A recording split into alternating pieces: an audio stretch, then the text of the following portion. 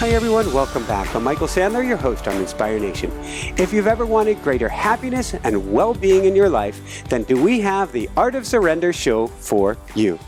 Today I'll be talking with Eiman Al Zaabi, life coach, energy healer, spiritual teacher, and the author of a very special and beautiful new book, The Art of Surrender. And that's just what I want to talk with her about today, about how to surrender for enlightened happiness and well-being. That plus we'll talk about overcoming anxiety and depression, awakening intuition, the power of prayer, the peril of disconnection, cars and dreams, an inquisitive girl, and why in the world you want to charge a dime when you set up a house of horrors. So welcome to the show, Eiman. Are you ready to shine? Yes, I am. Thank you, Michael. Woohoo! And thank you so much for being here. So before we dive right into things, would you mind taking us back in time to your childhood? And were you a very quiet girl in school?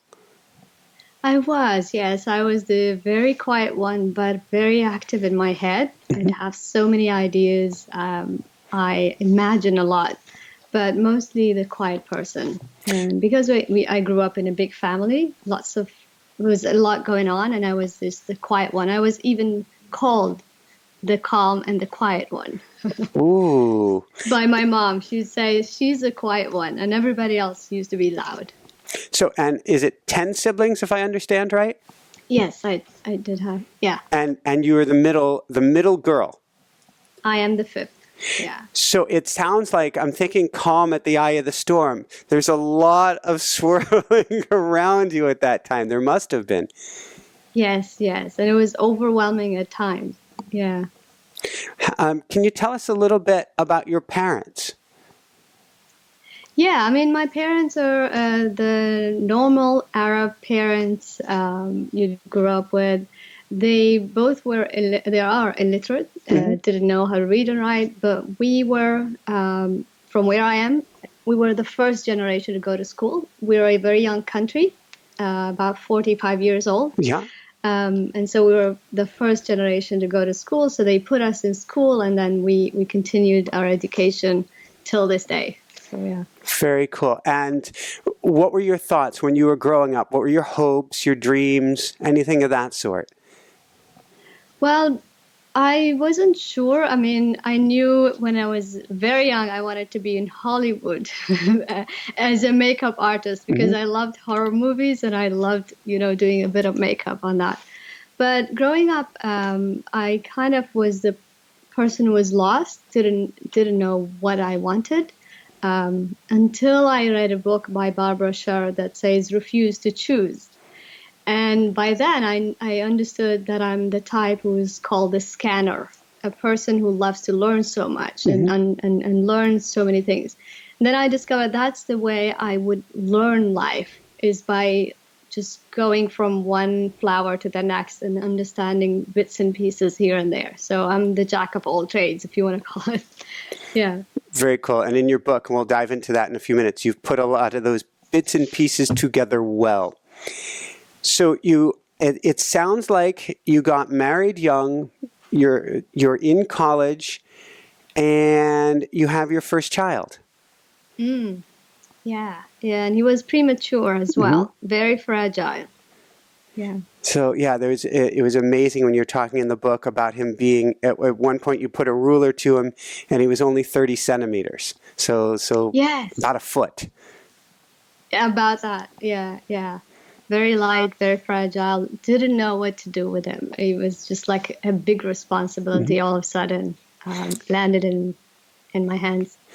And you went into, if it's all right with you sharing, you went into, I was going to say a bit, but not a bit. You went into a pretty substantial depression. Yes, right after giving birth to my first child, it was like deep postpartum depression.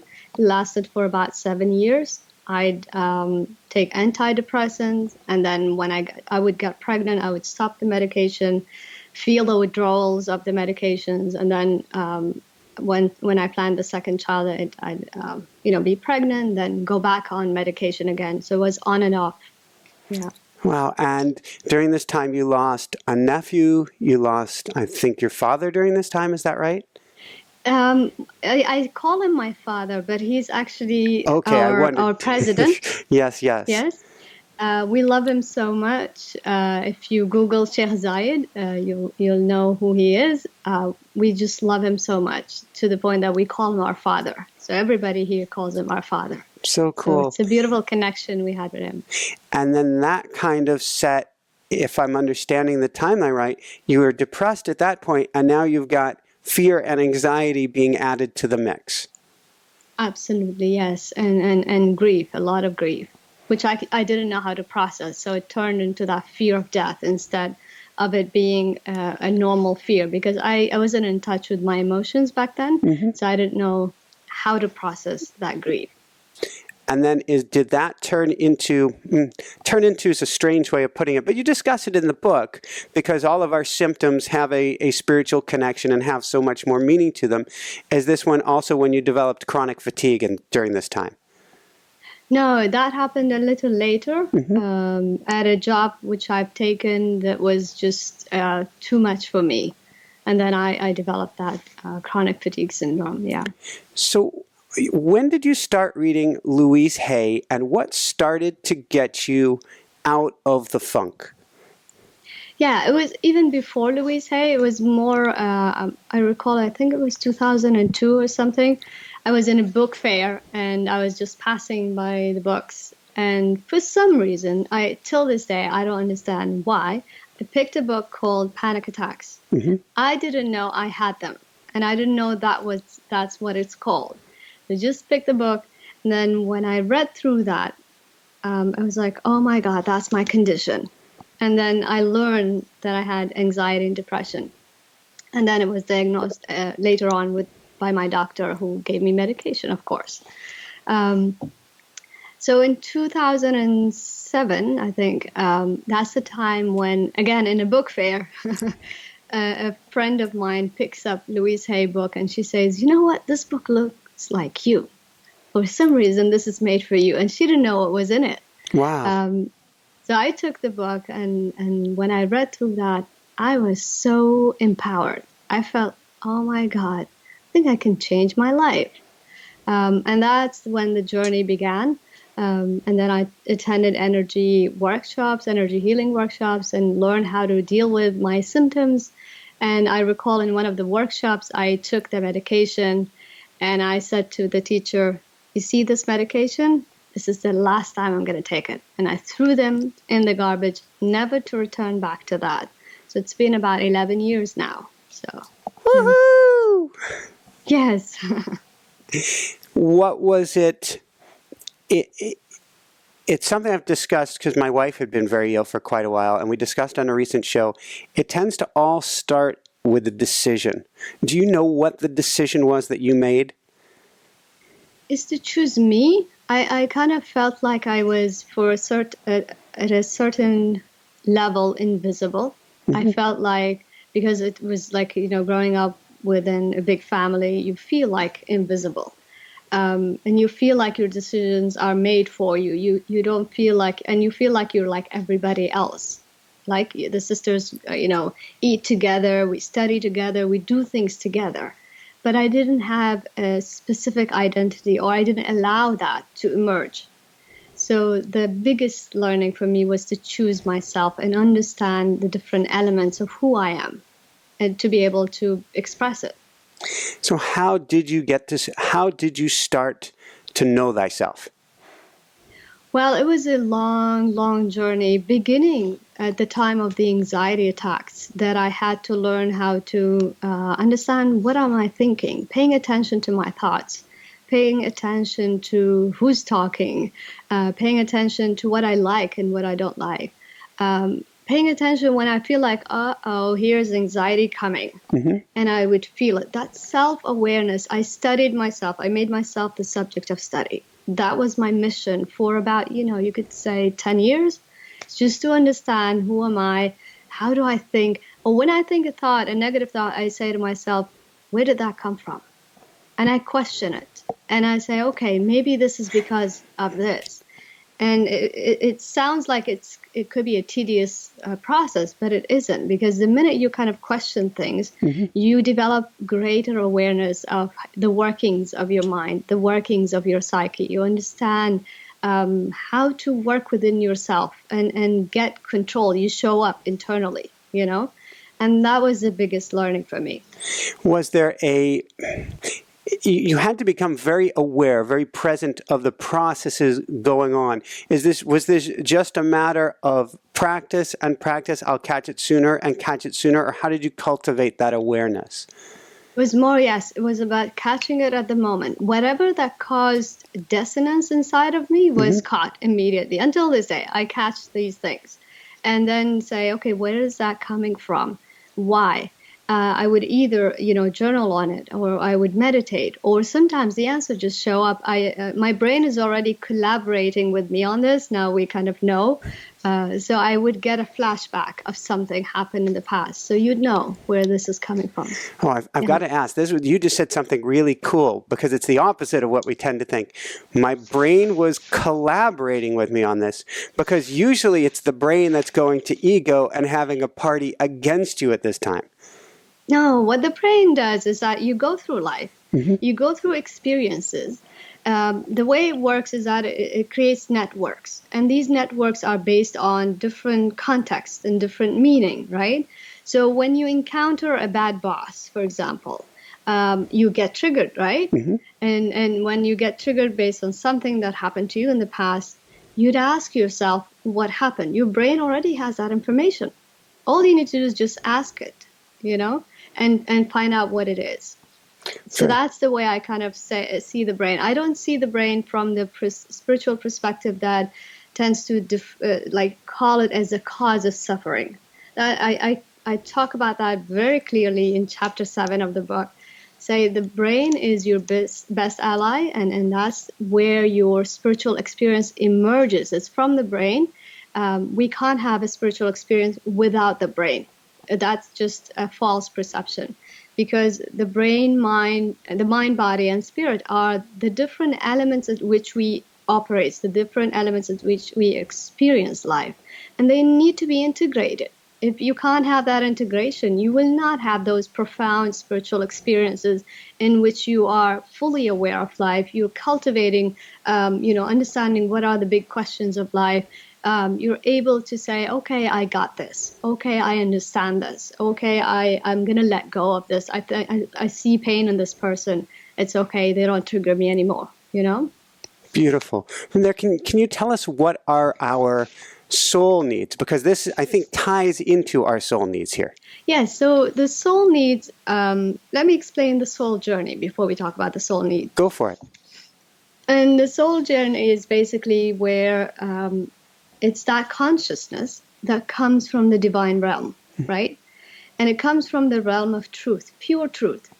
And when it descends into physical reality in the form of a body, your mom gets pregnant, and then there's a child in there, and then a soul descends in that body that was forming, right? Once you get born into physical reality, you wear this suit of limitation of the 5 senses, of your awareness that is limited, and you've got to travel with that, right? You collect experiences, you move through life, and then you learn. So what the soul is basically the self in physical reality right now, as you see it. And it has 2 polarities, positive and negative. The positive polarity is coming from, source, or the consciousness. That's where it comes from. That came from source. And the negative polarity is basically our ego, the collected negative experiences that we collect, plus other energies that we also encounter in life. It gets complicated sometimes, but mainly we've got the 2 positive, negative within us, right? And so this soul is your essence. This is who you are at a core level. So when God created Michael, he created you with a certain intention. And he says, Michael is going to be doing this, right? So to be able to fulfill your intention, he also equipped you with so many gifts and talents, right? Yep. So what Michael, as he comes into physical reality, he wants to understand how to do three things. And these are the three needs. Number one is to find and connect to source, because that's where you come from. And when you come down, you want to find and connect that truth. You will kill your soul if you do not find that connection back. And that's what people are searching for. When we start asking the big questions of life and we start asking, what is this for? You awaken your soul's journey towards finding source. That's what it's doing. It's kind of saying, hey, there's a bigger meaning here. You need to find it for yourself. And that's when we go on a spiritual journey. And the second soul need is basically when you start to find ways of expressing. Mm-hmm. Those are ways in which you express God-given talents and abilities. So whatever you're good at, these are natural talents that we have. Some of us have discovered them, some of us have not. And again, part of us trying things out and going on this journey called life is to understand what are we good at. And the third soul need is to find ways of being. Those are the ways in which we could be in a doing state, mm-hmm. but these are, and the doing state must give us a state of being, in which you kind of express the beauty in life. These are the states that you would say, you would call compassion, states of love, states of peace, states of fun, states of freedom. Every soul comes with its own kind of specific needs for these states of being. For example, mine is contemplation. I love doing that. Mine would be freedom. I understand how that works, and now I kind of go to jobs where I'm not restricted, and I have to do not punch in and out of the office. I'd never survive in that. So understanding those states of being allow you to create a life around what you love, what you want, that works for you, to help you thrive, right? And your states of expression is basically when you express it so much mm-hmm. to the point that it meets a service, and that's when your purpose is born. It's like when your skills are meeting a certain service, and when talent meets service is when your purpose is born. That's how I see it. Is there an emotional state that tends to come with that? Yes, it is. It feels like an awakening, mm-hmm. and it feels like an alignment. Like I'm in this, and it feels great. There are times when we need to kind of, I call the purpose something like, a picture on a table, and there's sand on the table, if you have that metaphor. And as you go through life, you kind of remove a little bit of that sand to be able to reveal something in the near future. Then you keep revealing some more and more and more until it completes itself. So it's a state of learning as well, but it's also a state of total alignment. But I do not advocate for, hey, let's go change the world kind of purpose, because that doesn't exist and it's not possible. What you want to do is focus on your circle of influence. And sometimes purpose is not intentional, by the way. We think it is intentional, and I want to make it intentional. We try to create something that feels like purpose, mm-hmm. and we go after that, and then we find out that we are burned out. We find out that it's not working out. We're not happy anymore. That's because we manufactured a purpose. But if you reflect back, and that's why the exercises in the book help you kind of reflect back at your childhood, reflect back at the times when you were the happiest, the most proud. Those are the times when you find those little nuggets that help you connect the dots, right? Self-awareness, big one, to be able to understand who you are and what you love to do. So with purpose, you'll find that there are times when you've cared for an elder person. Mm-hmm. You'd feel like maybe a part of you is all about care.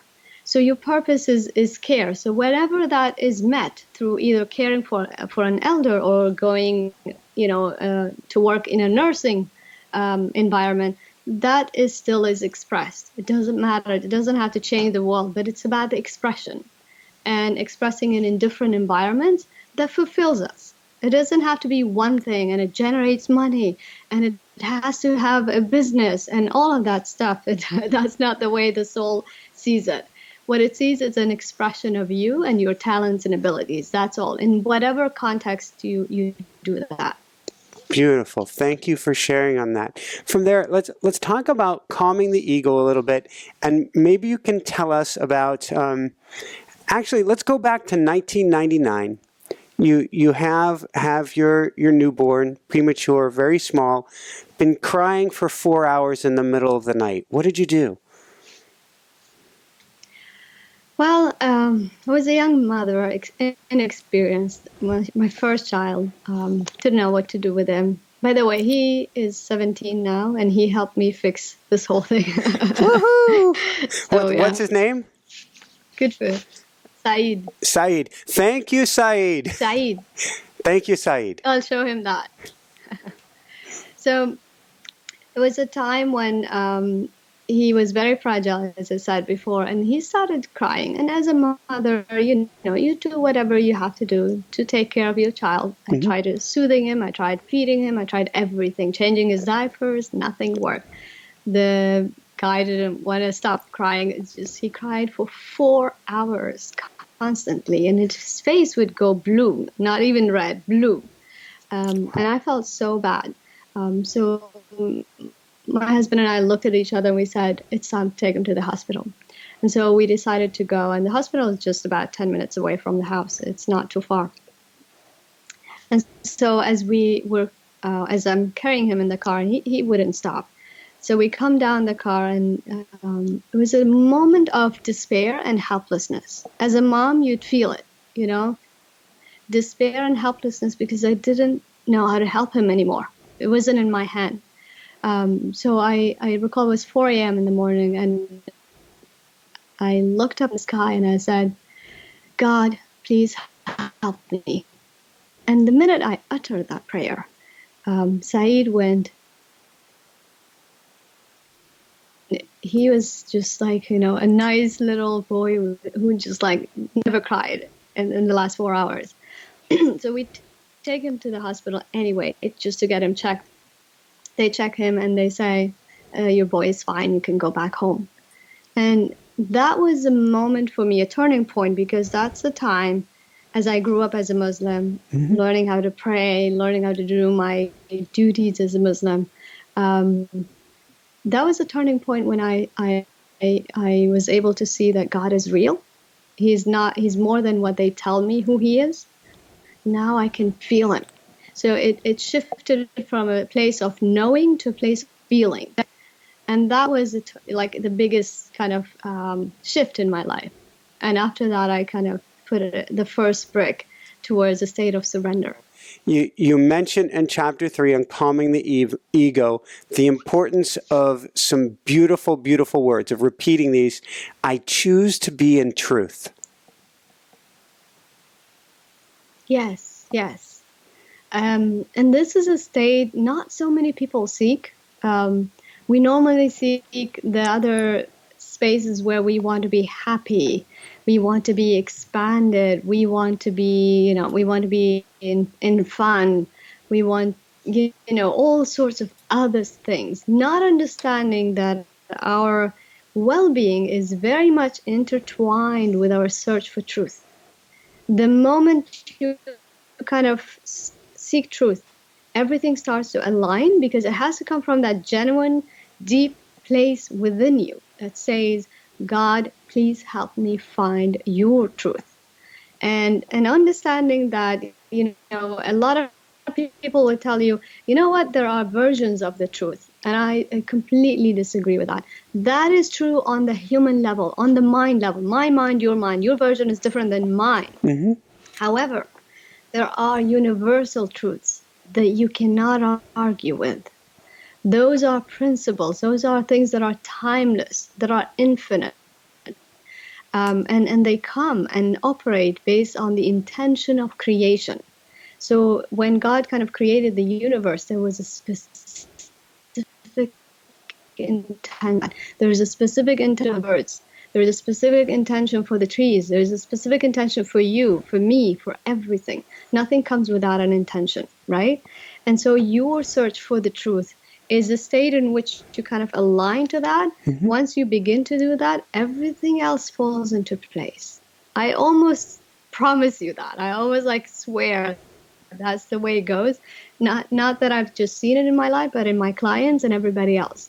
The minute you align to the truth, it kind of everything falls into place. You cultivate a bigger understanding of life, that universities. You cultivate a better relationship with God that helps you create that space of conversation, constant conversation with God.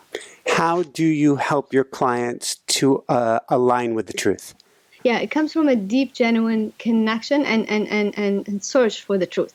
The minute you want it, it immediately comes in the forms of, either a book you read or an article or something. And they are like breadcrumbs. They're not just one truth. Nobody's going to hand you a book from the sky and say, hey, Michael, here it is. This is life. This is why it's here.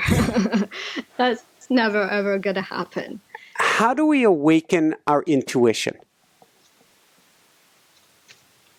Yeah, this is a space, again, it comes from learning who you are and learning about, having that sincere call for understanding and learning about life, right? Intuition comes from our ability to tap into the informational field, right? And it comes from our ability to intentionally bring that information into our awareness and be to discern what that is. Because it comes to us as a feeling, it comes to us as either a word we hear, it comes to us as a knowing sometimes, it comes to us in our dreams, different states of intuition and different ways that we receive these messages. But understanding that you are a human being who've got abilities to intuit things and be able to awaken those within yourself. It's a skill you learn, but it's also something that is innate in us. There's no person out there without that innate ability. It's just we're built that way. We just have to be able to sort of quiet down enough to be able to listen and then ask. Yes. And be able to understand, scan your body to the point that you understand what is the existing emotional state within you, and be able to clear that out of the way. And then move into a state of being able to receive and understanding what that might be. Yeah. Beautiful. From there, let's talk about the 4 steps for surrender.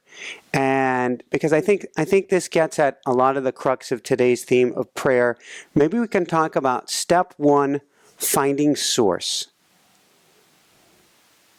Yeah. As I said before, when we start to ask the big questions of life, this is when our soul saying, wake up, it's time to find meaning in your life, right? Even children do this. They ask these questions. And we sometimes say, hey, it's not time for you to know this. But that's the mind is launching its spiritual journey. So finding source is understanding that source is not to be found anywhere. There's no location you can find source. It's an internal journey that we all take. However, I must clarify, I'm not advocating for the state in which we say we are source. And I'm not advocating for saying source is within us.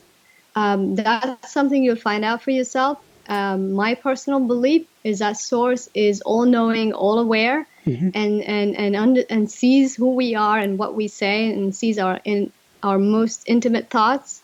However, I don't see, and there is an absolute connection. However, I don't see that within. To the point that we glorify the self, and I talk about that in the book, that we become it, very self-sufficient, very much we are it, to the point that we think we are gods. And that's a wrong perception of the self, because the self ultimately is limited.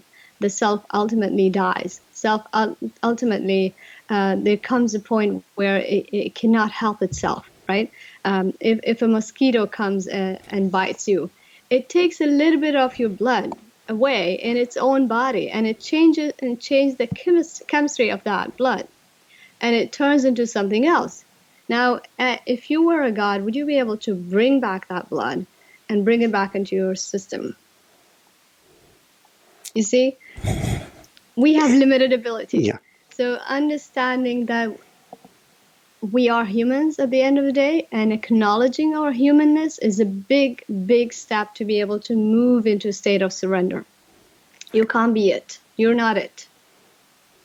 But we can access the it when we go inward, is what you're saying. Absolutely. Yes, yes, you can access it. And when you access it, that's the spiritual journey, is understanding, putting the pieces together in your mind, cultivating that awareness of the universal laws, understanding the intentions, and using your intuition to connect the pieces and the information. And being restless about it, and that's been my journey, is just being restless about it, understanding how it all came together and why, and how did it come to this point, and where are we going towards. So these are questions that I ask myself every day. So that's on the find. Yeah. What does faith mean to you? Faith is a knowing. It's that leap of we have to make from the realm of seen to the unseen. A lot of us think that, because I can't see it and touch it, it does not exist. That's a very weak argument. We know there is more to life than what we can see. We know that I don't see Wi-Fi, but it exists, right? I don't see so many things, but they exist. Their impact is there. And the same thing goes for God. His impact exists. You cannot deny it. We talk about, the fine-tuning of the universe, and how the universe is fine-tuned to a point where you cannot argue that, this cannot come from random. This is not chaotic. It's not incidental. This is something that is made on purpose, because if you change one element to the 0.00000, God knows what, the universe, as you see it right now, will cease to exist. It will. So scientists understand that. So that is a huge argument to be able to see, let's put our human ego aside and begin the search process. And that's what I urge people to do. Just put your ego, because the biggest block that we face is our human ego. We say, there's no God. If there is, why is God creating pain?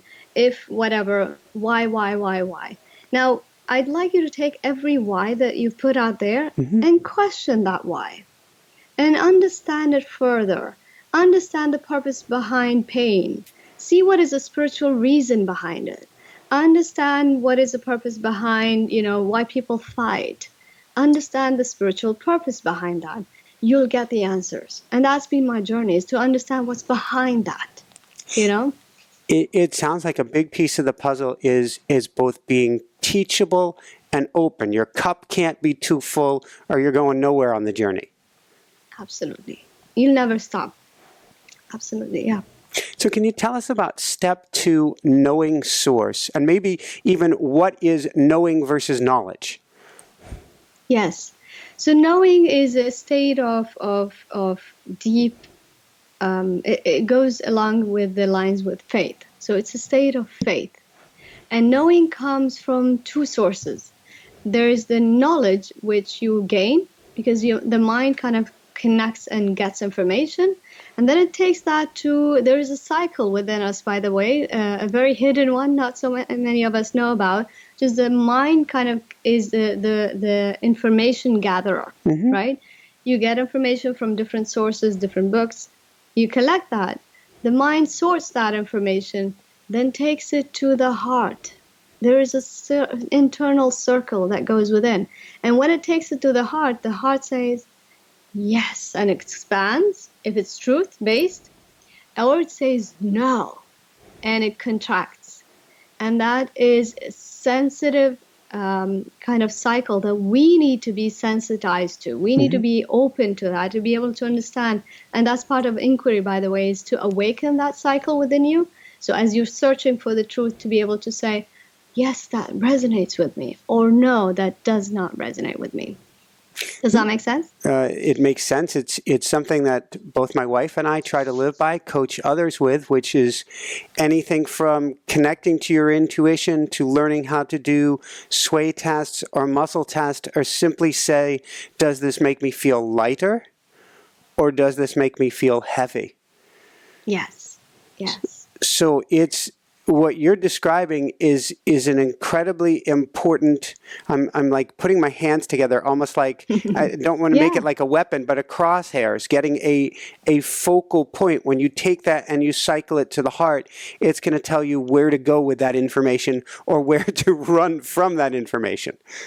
Absolutely, yes, yes. And sometimes what I do is suspend information. So if I can't find the answer right away, I'll just throw it out there and say, okay, I surrender this to God. And then the next, after 10 minutes or after 10 days or 10 years, I would get the answer and say, yes, it clicks now, So never worry about that. We're always learning. We're always moving ahead. I like that. So I want to go back in time one more time to when you had chronic fatigue, fibromyalgia, a bunch of allergies as well, and you were staying at home, you were bedridden, and I think you had to start into a practice of prayer. Yes. What were you doing at the time? Well, that's when I was burned out from a job that I had. And that's the time when I think I had what you call a psychic attack. That was my final kind of understanding of it. It was not because I went to the hospital. They told me nothing is wrong with me, so I understood it must be something else. So and then I learned it was a psychic attack because of the nightmares that I had back then. I felt dark. I felt there was something around me. Anyway, so that was when God said, "Come closer," And that's when I started to pray. At the very beginning, it was not a sincere prayer. It was more like, take this off me, help me. The more I kind of saw how God kind of opened the door slowly, very slowly, but it was every day counted for me. And every day meant a lot. There were days when I started to get up. And there were days when I started to feel like, oh, this doesn't cause allergies right now. This is great. And I seeked a lot of work and healing with so many healers to be able to lift that energy off me. But during the state of prayer, I started to open up, and then I was able to trust God. And to me, that was a big, big thing, because though when I had my child, it was like a simple prayer that turned into reality. Now I'm in a very deep condition that requires me to survive, And to be able to survive, I needed to pray. I had no other means because I tried everything. I changed my diet. I saw the doctors. I met with so many healers to be able to take this out. It just didn't work as much or as fast as I wanted it to work. And that was through prayer that I was able to see every day that it was opened up. And the more it opened up, the more I trust God and created that kind of intimate connection with God to this day. Thank you. What does a sincere prayer sound like or look like? Well, depending on your situation, but a prayer of surrender that I practice a lot says, Dear God, I have this fear within me, or I have this anger within me. You see it. You know what it is, and you understand where it's coming from.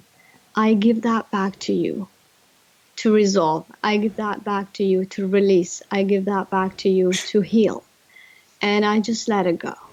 The more I do that, I feel it in my body immediately, because I do energy healing. So I do sense energy when it moves. And I feel immediately in my body that it's shifting or lifting or even releasing. So I've been learning how to say, here is the fear. Please take that out. Or show me the way. Sometimes I don't feel ready to take something out, or it doesn't feel like it's time. So I'd say, show me the learning behind that. And I would stay with it for a while, because that's life. It's about learning. It's not always about feeling great all of a sudden, you know. Those states are very important for our well-being and learning, because you need to expand as you move through them. I think you just said something incredibly important there, because we all have, well, we're all in these meat suits, so we all have physical conditions, illnesses, ailments, challenges at times, and instead of rushing to drop the pain or drop the condition and get back to the state where we were, if we instead took the time to say, hey, wait, what's the purpose behind this? Okay, we'll get rid of it, but first I want to know why this happened, because there's a lesson here for me. Yes, absolutely. And the more you get those lessons, the more you cultivate a state of self-compassion and love for yourself, because you understand, oh, this happened because I needed to learn how to be more forgiving. Mm-hmm. Or this happened because I needed to learn how to open up and speak more. Or to express myself. Doesn't matter what it is, because those states are states of imbalance, and they happen because we're not living truthfully. However, they're meant to happen. We can't say, oh, everybody's born and out of like this next generation and they're able to live truthfully, they're going to be fine, we taught them how to do that. That does not happen. Everybody cultivates states of, which is the ego, and that creates imbalances. Mm-hmm. You move through life and understand how to peel those layers out and to come out, come out as clear as possible. So I always say, after the physical birth that we all go through, there is that spiritual birth until the day we die, you know? Thank you. How important would you say then is self-compassion and self-love? It's very important to be able to, when you create that space of self-awareness, mm-hmm. and to be able to thrive in your own life and show up for yourself and for your own life, that's a state when you need a lot of self-love and compassion. You need to be okay with yourself. You need to accept yourself for who you are. You need to accept your mistakes and be loving and say, it's okay, we're going to learn how to do this tomorrow. It's okay, we're going to learn how to create a better life or better interview next mm-hmm. time. It does not matter. There's no need for guilt. That should not be in our psyche. That it's just a heavy energy to carry. So I would say on the no guilt side of things, woohoo! Yes. Before the show, we were talking briefly about, I was sharing that I'm considering 2017 for myself personally, the year of alignment, of bringing all the pieces together. And it was beautiful when I got to chapter 12 of your book, and you're talking about aligning to source. And I'm like, this is the highest, most important level of alignment there is. So I'm wondering if you can share about that. Yeah, and that's the third step, right, on the journey. It's a state of alignment. And it's a very delicate state. It's a delicate state of surrender and prayer. Mm-hmm. And it's a state in which you do two things. And now, we need to go back a little bit to knowing source, right? Let's do that. We didn't talk about that much, because that's a state that is prerequisite to alignment. So the state of knowing source is that you use the art of spiritual inquiry to understand the Creator, mm-hmm. to understand His qualities. So when you see a rose and you ask the question, what does that teach me about the divine? And the answer comes through. And that's, again, why we should awaken our intuition to be able to cultivate these states.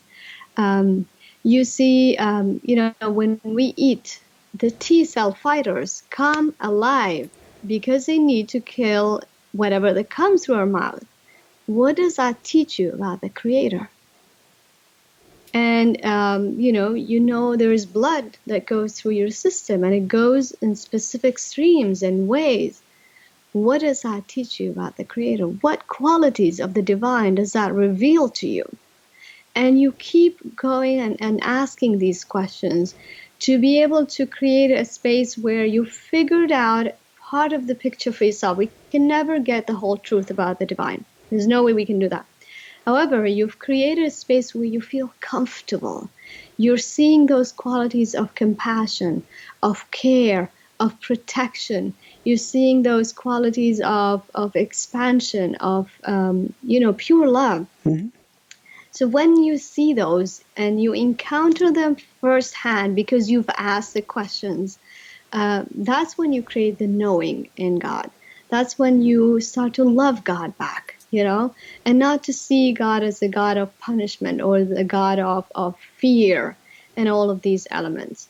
Because God is all of these qualities simultaneously. He is the ultimate infinite being there is. So when he has these qualities, they all come all together. We always think, oh, God is cultivating fear within this certain religion, or God is creating this hate within this certain religion. That is so not true. It's just a human way of looking at it, Mm-hmm. but it's not the truth. And part of your job on a spiritual journey is to understand what it is, where is the truth, and how to work with it. So that's on the knowing. Go ahead. Oh, no. I was just going to go from there to, once we get an understanding of the knowing, about understanding how to align. Yeah, so once you kind of get a beautiful picture in your mind about God, and nobody gives you that picture. Comes from your own spiritual search. Once you have that, you begin to feel, actually, you start instantly vibrating on the level of truth. That's the first thing that happens, vibrating on the level of truth. What does that mean? Which means you vibrate just like the trees out there, just like the birds out there, because they come from the realm of truth as you do. Mm-hmm. The only difference is that we have the ability to have willpower. They don't, right? And we have ego, and they don't. So our ego and our ability to make decisions ourselves is the space in which we kind of get to choose where is the truth, mm-hmm. and discern for ourselves. They already have it. The mountains, the streams, the stars, everything in this universe comes from the realm of truth and sustains that truth and is in that truth all the time. That's why when we go to nature and we feel so peaceful, that doesn't come from nowhere. That's a vibration of truth. It's interesting. It's really fascinating, because I'm thinking about the harmony that there is in the forest. And there's a forest that my wife and I hiked in about a month ago, right before we had a tree guest on. And this forest felt awful. It felt terrible. And we're going, what is going on in this forest? And then we got to this placard, and there were trees at funny angles, and it just didn't look like a healthy forest. We got to this placard that says, the original owners of this land cut down all the trees and sold it as timber so that they could plant a better forest and improve upon nature. And so they had put in all these different trees in different ways, and instead of truth, you had just a lack of harmony, a discord, and you could feel that discordance in the forest. Absolutely. And the trees collect that information, and they'll feel it themselves. There is consciousness in every being, in everything that is out there. And I do teach one exercise in the book where you kind of connect to nature to be able to get information that is based on truth. So the trees must have felt that, and they must have been in a state where human being kind of becomes so ego-driven to the point they say, we know how to do this. And we don't have all the pieces, and we don't have all the information. And then we start to interfere. And I always talk about adding to life rather than taking from life. Mm-hmm. That's our purpose, is to add to life and not take from it. I like it. In your section on alignment, you talk about something in your own unique way that we've been discussing a lot on the show lately. And so I'd love your take on it, which is connecting to our soul through writing. And how do we do that? Yeah, I call that soul writing. I learned that many years back from Penny Pierce herself, mm-hmm. and then who wrote a foreword for the book. And then I learned it from Janet Connor, also a book called Writing Down Your Soul, which I refer to in the book as well. Of course, that's a state in which you go inward. You put a question on the paper, and you connect internally and allow the question or allow the pen to take over, and it's referred to as automatic writing as well. I want to put a disclaimer out there because I've been doing a lot of research lately about the New Age movement, some of its philosophies, where is that coming from? I'm also on this path of discerning whether these things work or not. But with soul writing, that's the space in which it allowed me to get answers to those kind of most difficult problems in my life. I always like, when I'm stuck, I'm on the journal writing and asking questions. Sometimes by the end of the day, I ask the question, what is my magical request for tomorrow? And I love that. when I put that, I allow the pen to move. And the next thing that comes, for example, it would be to learn how to see deeper, or it would be something like to open up your voice. It would be something, right? And then I'd forget that, just drop it, go about my day. I come the next night, I look up and I say, oh my God, it happened today. This this experience has caused this, and it always aligns. It's so magical. It always aligns. It's like, oh my God, it happened. And whatever the soul knows about tomorrow is going to be on that paper. And you'll see that now that you've got awareness, you're able to see, oh, this is my journey of learning, and I'm opening up through experiences of pain and pleasure, both pain and reward, and it's fine. It's great. So that's what I've been experiencing. Yeah. And it's a process I do as well. In fact, I've been challenged in my writing to do it more. That times where I want to take a break and I want to like put on something YouTubian, it's bubble gum for the mind.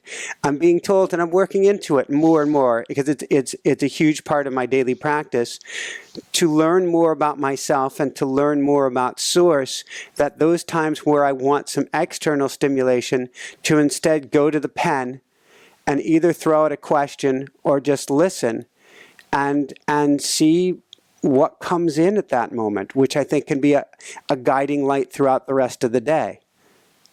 It's incredible what comes out, because most of the things you'd see in the book have come from that writing practice. Where would I get the soul needs? It's only because my soul told me these are the needs of any human soul. Where would I get this heart and mind connection? It's because my soul told me about these things. So a lot of that depth comes from your own soul. You just need to listen in, create the space. And I did ask my soul, why are we communicating this way? She says, it sounds like silly. It's as if I'm talking to someone else. I but get it's it. my inner truth. I totally get it. I was doing it this morning, and I had a chapter to write in our Shine Bright book, and I do my writing first, my automatic writing first, and the pen went and went to a completely different topic. I got something much better than I ever could have thought of, and I'm like, wow, I had no idea. I just had no idea. Yeah. And what she told me is basically that you have intuition in the forms of thoughts and other things that happen, but now you've given me the pen so I can write it for you. It's even a much clearer and deeper way of connecting. Now you've got the space, and it always likes the same time, by the way. Always likes the same time. Your subconscious mind is ready. And you just put the question out there and allow it to write. As I said, I didn't complete the disclaimer I talked about before,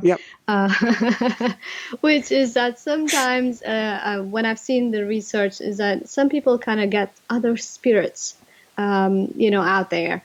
I'm not a big advocate. I love my individuality. I always talk about myself. I'm not interested in getting other spirits. there's a lot of people who've got in trouble actually connecting to other realms through these kind of practices, such as soul writing or even meditation, where things materialize or people materialize in front of them. So I'm just putting a disclaimer out there. So you need to just talk about what works for you. When I went to a Paul Selig, and he's a beautiful channel or medium, and I saw him last week, 2 weeks ago in New York City, and he had everybody say a beautiful prayer about being surrounded in God's light, covered in God's light inside and outside of you, to take care of you in this process. And that's something I believe Penny Pierce has her own way of doing this, and I think we can each develop our own way so that we feel comfortable that what we're bringing in is for our highest good. Yes, and based in truth. Because there are other realms out there. We are in the third dimension. There is the fourth and the fifth, and there are other beings out there. So it's complicated, as we said before. We're not the only species on this planet. So you might get those who could interfere with your meditation or with your writing. So that's why prayer is very important. Protection in not from a space of fear, but from a space of desire, of wanting to learn the truth. Yeah, and going to the highest level. If you're going to plug in, you might as well plug in at the highest possible level, because that's going to have the clearest message, and the message that's truly for your highest good. Absolutely, yeah. So let's talk briefly. We've got to kind of wind things down here, but I want to talk briefly about step 4, surrendering to Source. Yes, and that's the best state. We think surrender is incidental. We think surrender happens at the deepest, darkest moments of our life. It does happen there. That's when we get to know, oh, there is a way of being that we're not aware of, which is to surrender. When we reach the limit of everything we could do, that's when life teaches us, you know what, there is an answer to that, which is to surrender it. And when I say surrender, you actually give over to the divine. You're not saying, I give up. Surrender is not a state of giving up, and it's not incidental. And this is, by the way, is the most joyful experience or state a soul can go through. Because the soul understands, now that it's found, known, and then aligned, and finally it says, yes, I can surrender now. I don't have to carry all the burdens of life. I don't have to carry all the burdens of this experience. There is a higher power that I found, and I've created a relationship with the divine to the point that I can give over everything. You wake up in the morning, you feel there's something going on, and you say, God, I give this to you. Please get this resolved. And you let it go. Internally, you must feel that feeling of it leaving. And because you've handed over, it's a state of handing over. Your soul kind of joyfully dances in that space. It thrives because it enters what I call this sacred circle with the divine. And the sacred circle is a circle of prayer and conversation. And there's input from you because you need to put the action out there. You need to pursue your life. It's not a state of suspension. It's not a state of, oh, let me sit home. God is going to bring it to me. I'm going to surrender to God. No, that's not the way it works. You put it out there and you start to take the action. You put the intention, you take the action, and there is a state of being. So there's the movement between states of being and doing. So once you finish doing, you be. But in state of being, you never give up.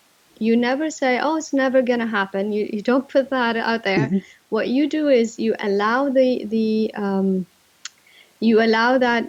goal to stay in your consciousness. You're always feeding it. I don't know if you see behind me. Yeah. But at the board there are my goals.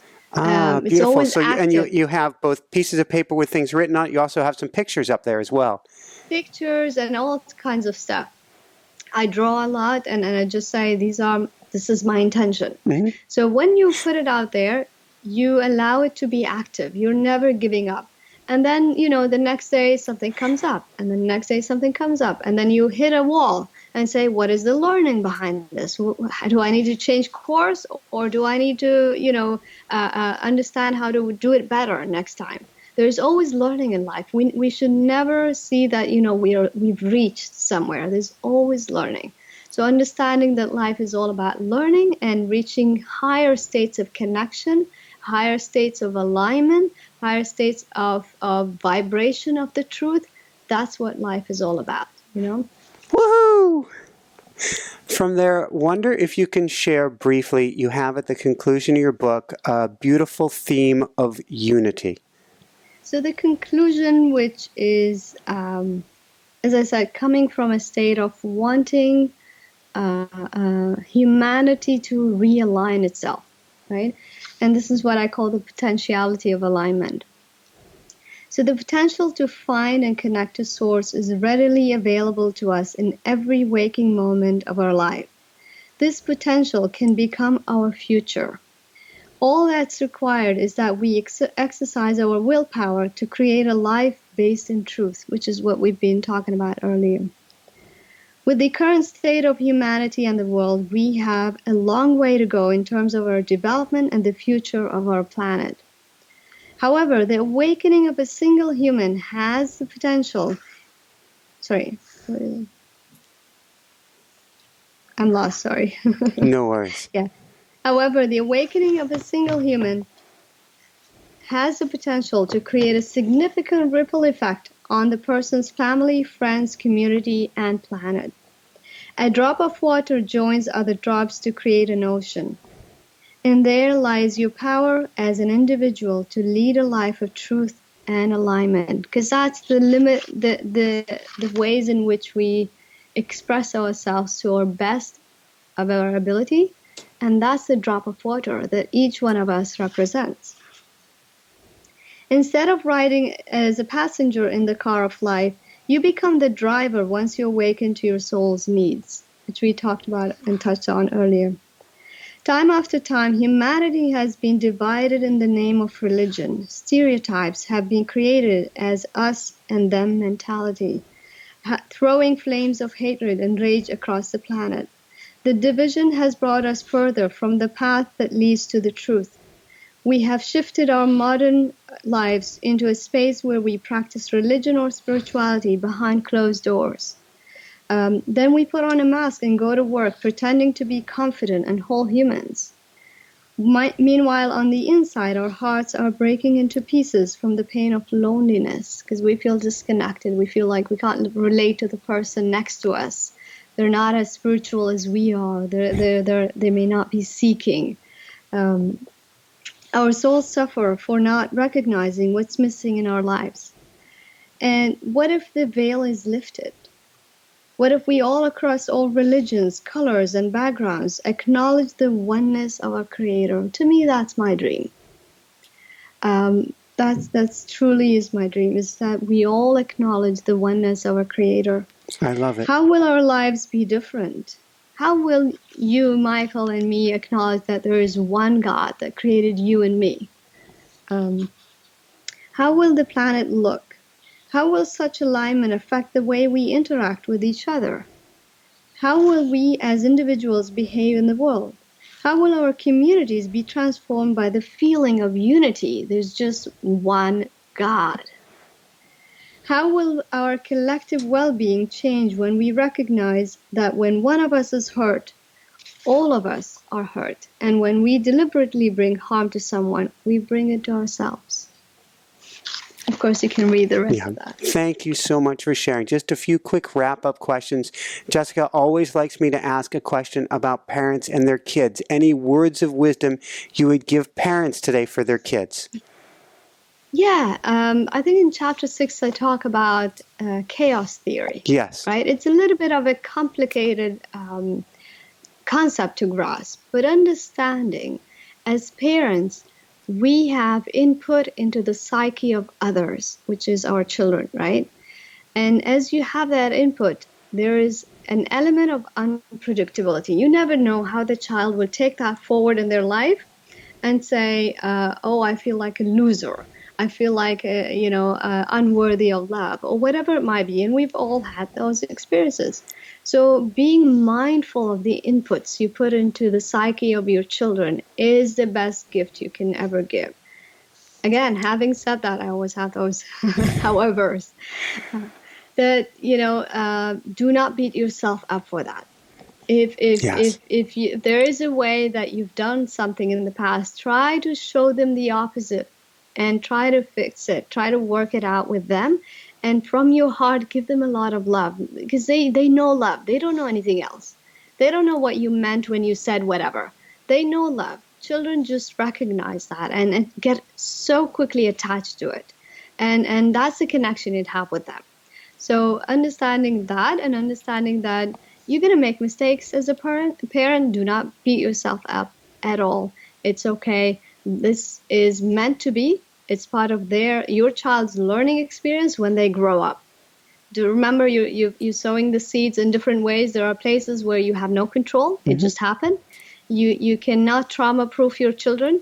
You cannot isolate them from the community. There's always going to be something that an input into their psyche. All you need to do is just show them as much love as possible. That's the best way to do it. Woohoo! And from there, a question we like to ask all of our guests just before the end: what personally brings you the greatest happiness, or what I call the woohoo factor? Is when I teach. Actually, I love teaching. So to me, a woohoo moment is when I'm always teaching someone something. So it's woohoo right now for me. Woohoo! So where can people go to find your beautiful book, The Art of Surrender, and to find out more? Yes, the book is everywhere books are sold. So it's on Amazon, on Barnes & Noble, on iTunes, wherever you find Google. So it's everywhere. And to be able to find out more about me, it's on my website. It's called eimanalzaabi.com. So it's EIMANALZAABI.com. In there's a beautiful companion to The Art of Surrender. So if you've read The Art of Surrender and you'd like a journal to go with that, it's on my email sign up. So if you sign up to my newsletter, you get that for free as a gift to be able to help you. There are so many exercises in there. There's so many meditations, so many inquiry-based kind of questions, spiritual inquiry-based questions, and they are divided based on the chapter. So it's the companion book that goes with The Art of Surrender. So I'd encourage your viewers to download that. Fantastic. And if you're driving down the road and didn't catch that link, come on over to inspirenationshow.com and we'll get you right over to Eiman as well. So before we do a brief release prayer at the end, any last words of wisdom you want to share with people? I really want them to, at these difficult times, it's becoming even more and more difficult for everyone to exist on this planet, and I think everyone is collectively feeling it. However, there are spaces where you become in the now and accept it for what it is. But whatever is happening is actually clarifying our purpose further. Mm-hmm. So now you see darkness is showing its teeth very clearly. There's no way we can hide from it. It's not in our history. It's in our present. So when that happens, you're going to be drawn to serve. So understanding that whatever is happening right now and the call to serve is very important. Follow that. This is a space where you're going to follow. This is where passion meets or talent and passion meets service. So allow that to happen and do that lovingly. And do that lovingly as much as you possibly can. Thank you, thank you, thank you. So do you have a brief release prayer you'd like to share with people? Yes. So what I'd like them to do is just take a few deep breaths, if they can right now. And we're going to do a body scan. So you're just going to scan your body for whatever is happening in your system. And have that kind of sense of gratitude, of aliveness. And a sense of gratitude for the I, which is you. You and its all of its greatness and all of its limitation. And And that's not a prerequisite that you have to do every time that you have to do this prayer. But right now, we're just kind of calming our system down and really feeling our consciousness, our blood moving. We're feeling our breath. You're even sensitive to your hair, sensitive to whatever happens in your ears, everything. And so once you tune in, you're going to start yourself slowing down. And what I'd like you to do is bring out a situation that you probably can't forgive, or bring out a fear that is bothering you every day. Bring out an anxiety. Bring out a concern of probably whatever is happening out there that you cannot control, but you're worried internally about it. And so have that kind of exist in your body right now, because it exists in your system. It could either be stored in your head or in your shoulders, depending on the metaphoric purpose of each part of your system. Some could be in your stomach, it could be in your legs, wherever that is. So just feel into that. And the more you feel into it, start with this prayer. Dear God, I have this concern, I have this fear, I have this suffering, I have this disconnection, I have this pain within me, I have this this ego that is taken over. And I have no way of removing this. I have no way of dealing with this. It's within me for a purpose, and I honor that. But right now is the time when I can let it go. So can you please take this out of my system? Can you please take this out of me? Can you please release this at this moment now? And take a few deep breaths. And more. And more. See how kind of God lovingly releases that out of you. And it's no longer on your shoulders, no longer a pain or a suffering you're carrying. You're never going to get the answer right away sometimes. It's okay. Once God has it, you'll see the next few days it's going to unfold, and you'll see that, you know what, today I feel better. Or, you know what, this has happened and it's teaching me to learn to do it differently, whatever it might be, however your situation is. And that's the release prayer, and it's in the book as well. Thank you. Thank you. Well, this has been a true pleasure, an honor, and a treat. I can't thank you enough, Eiman, for being on the show. I've got to crank it up here for the finish for everyone out there. This is Michael Sandler saying, be well, have fun, get the art of surrender, and crank up that prayer, and shine bright. Woohoo! Yes. Thank you. Thank you so much, Michael. That was amazing. Thank you. You're such a great host. I'm really honored to be working with you. Thanks so much for watching. If you enjoyed it, be sure to like below. Also, leave your comments. Have some real fun with it. Subscribe to our channel where you're going to get more great videos, more interviews coming up. And check out our website, inspirenationshow.com. That's where you'll find tips, blogs, information, videos you won't find anywhere else, and useful and helpful resources to really help you kickstart your life and to shine bright. Thanks so much again. Thank you for your support. Like, comment, subscribe. See the website. Thanks so much and have fun. Of course, shine bright.